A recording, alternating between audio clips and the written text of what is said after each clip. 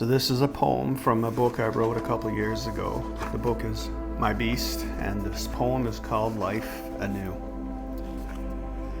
Pebbles crunch beneath my feet, bonded by frost, crushed by weight.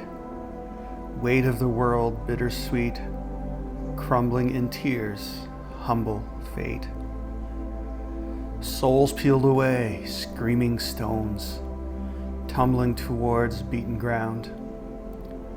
Left to lament, left alone, screams fall, silent, petrous mound. Propelled forward, palms depressed, nervous flesh, repulsed by touch. Trudging away, souls distressed, uncertainty, despair's crutch.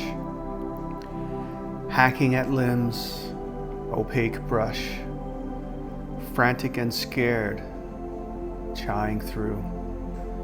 Hope may fade, ruined and flush, embracing fear, life anew.